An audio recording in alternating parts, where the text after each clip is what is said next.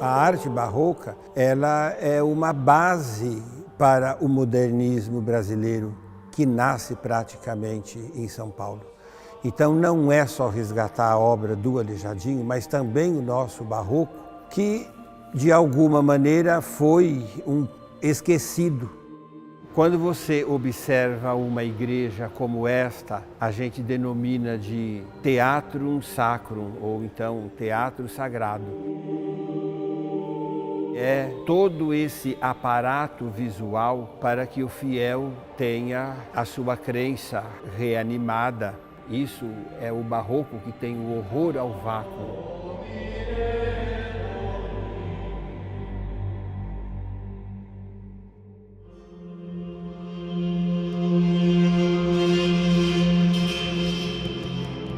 Essa igreja ela é muito importante por ter sido pesquisada pelo Mário de Andrade, em 1944, as pinturas do padre jesuíno do Monte Carmelo. Naquele período, ele pediu para que essas pinturas fossem tombadas pelo IPHAN, mas não eram aquelas pinturas todas que estavam visíveis no forro. Aqui embaixo poderia ter essa pintura que nós chamávamos de pintura invisível. Foram 8 anos praticamente retirando toda a pintura. Então apareceu São Elias, a Nossa Senhora, é a mais importante pintura paulista que nós temos. Ela foi feita por volta de 1794. É uma visão que irradia pela composição toda. Por isso que todos esses santos estão olhando para cima e todos os olhares deles se voltam para a pintura da Nossa Senhora.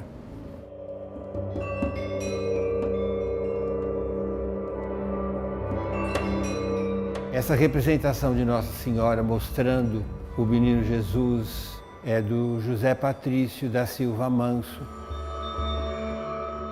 Foi o primeiro restauro de pintura que ocorreu aqui na igreja. Tecido pregada em madeira teve que ser retirado, todinha restaurada e depois pregada novamente sobre a madeira e depois todinha levantada. Então tem que ser toda uma técnica porque isso é muito pesado.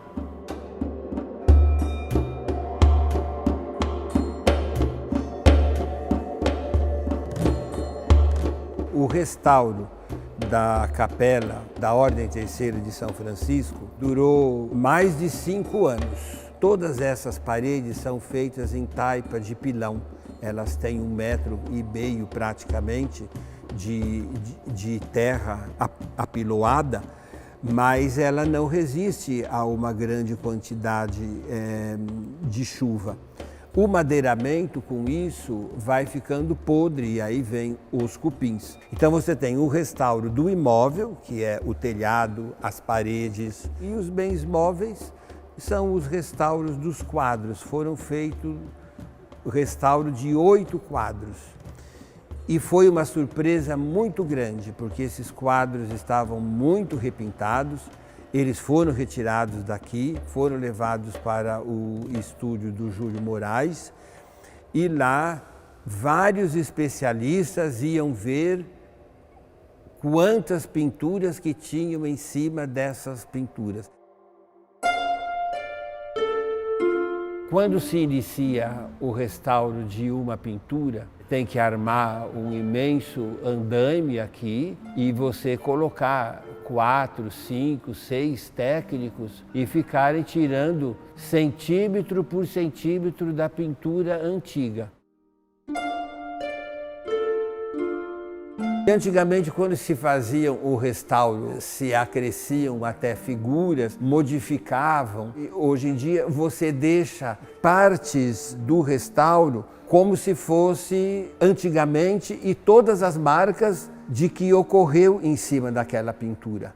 Você tem até 3 artistas pintando dentro do mesmo quadro, o original. E aí depois você ainda tem alguém que vem e coloca mais pintura em cima daquelas. Aos poucos foi-se vendo que na antiga pintura tinha quase que o dobro de personagens. E isso foi feito com uma outra tinta. Quando se começou a remover, essas personagens poderiam ser todas retiradas, mas deixamos 2 pelo menos, para que ficasse como uma preservação de como que os restauros antigamente eram feitos de uma maneira aleatória.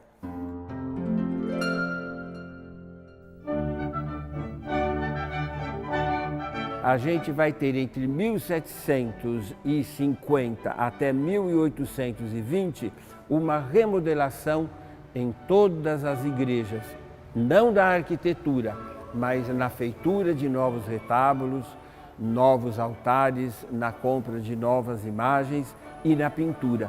Você tem uma escala de artistas. Você chama de artista pintor aquele que pinta a tela a óleo.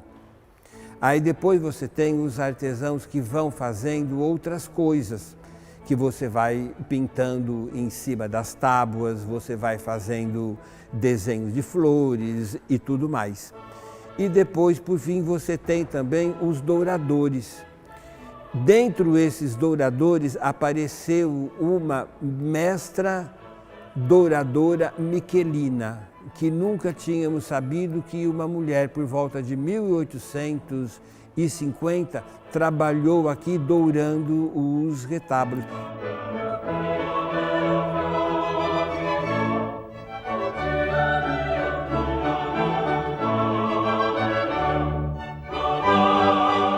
Então, você ter uma igreja como essa, na sua integridade, é de um valor imenso, não só para o fiel, mas também para os pesquisadores.